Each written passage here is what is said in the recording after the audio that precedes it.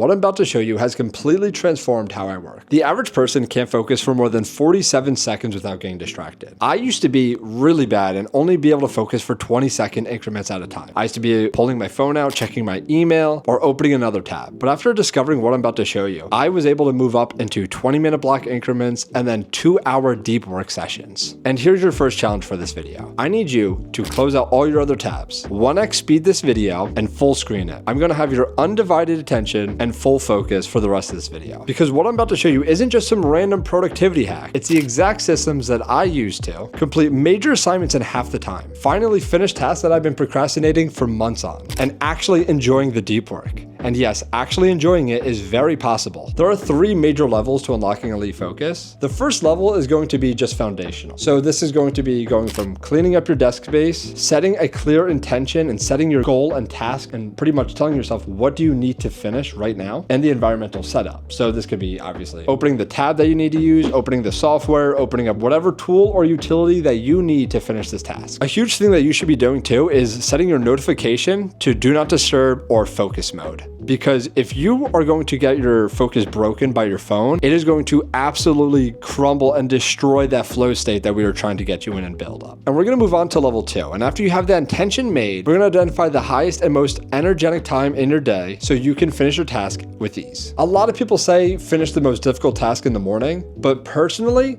I actually do that with exercising. It's just so much easier when you wake up, you go on a run, you go lift. I like to do that in the morning because that is a difficult task for me and it is hard to stay consistent with, but it doesn't really require my focus, which isn't fully there for myself in the morning. For others, it might work for you. So if that is when you're most focused, finish your most difficult task then. For me, I am a night owl at heart. I'm not gonna lie. I love staying up late and just finishing my task then. My primary energetic hours is pretty much 9 p.m. to like 12 p.m. That is when I'm most productive. That's when I get most stuff done. It's just how it works. I wish it was another way. I wish I could wake up at 6 a.m. and do stuff, but it's just not how I work. I want you to match your important tasks to your energy times. So let's say you're energetic around lunchtime. You can throw a task there, something that requires a little bit of focus. If you're kind of all over the place, then honestly, getting a routine down is going to be the most beneficial for you. So if you don't have that routine set yet, you should try and build one. And after you identify these, create your themed work block times. So for example, I don't like recording a video and then editing it right after. I'm just not a fan of it. I just can't get into the mood of editing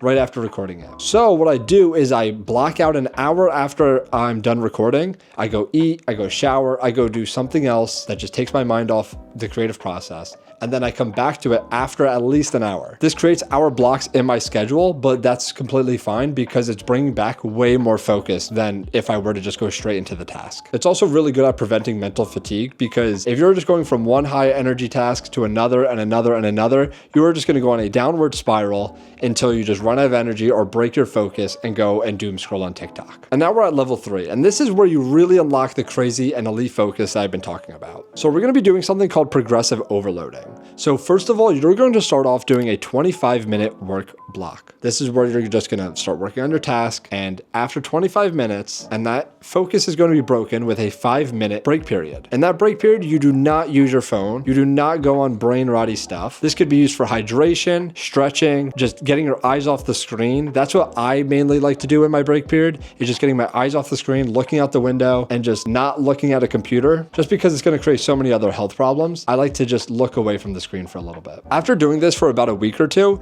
you're gonna add a 45-minute work period, and then you can replace that with still a 5-minute break period. So this will be a 50-minute increment. And after that 50-minute increment, you're gonna upgrade and slowly upgrade until you can get to 1.5 hours or a 2 hour. In about a month, you can probably get to a 90 to 120 minute focus period, which is absolutely insane compared to the average person, which is like a goldfish with a 40-second attention span. Another thing that you can practice is difficulty scaling. So I like to start off with the easiest task first. I am not a person who likes to confront the big monster final boss of a project at the beginning. It's just so grueling and it makes me procrastinate that project so much longer than it needs to be. For example, when I do the dishes, I'm not starting off with the big greasy pot that has everything caked on it. I'm starting off with the knives, the forks. It's so much easier to get into the routine of it.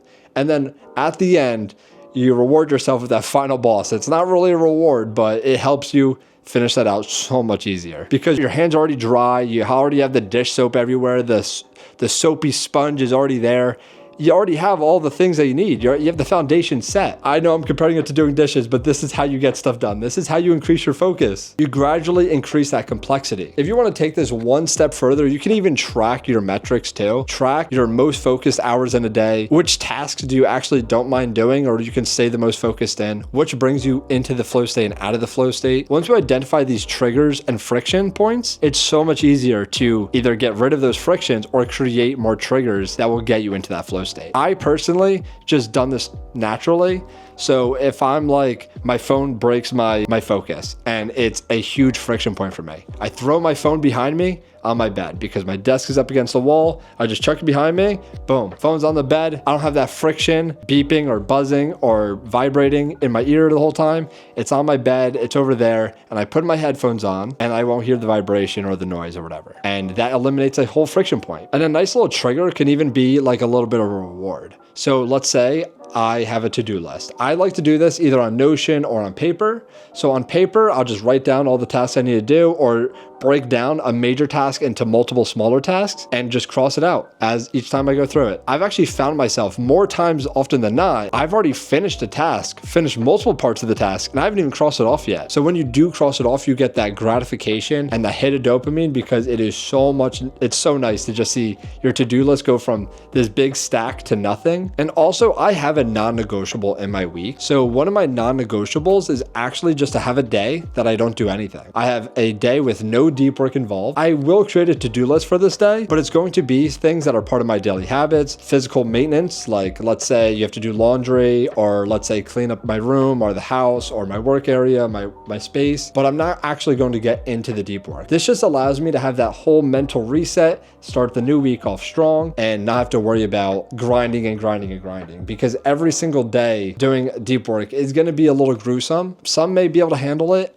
Personally, me, I need that one day to just a mental reset. I can be unproductive that day, and then the next day I'll go back to being productive. If you enjoyed this video and you want to know how I track my progress on Notion, let me know in the comment section down below. I can make another video on that, pretty much show you the templates or guides that I use to stay ultra focused. I'm so confident if you watch this video with your full attention and your full focus, you are going to become an absolute weapon when it comes to productivity. You're going to be able to finish tasks with ease, be actually happy and rewarded that you finished the task, and be enjoying the deep work. You're going to be a completely transformed person in the next 30, 60, 90 days. I hope you enjoyed this video, and thank you for watching. Peace.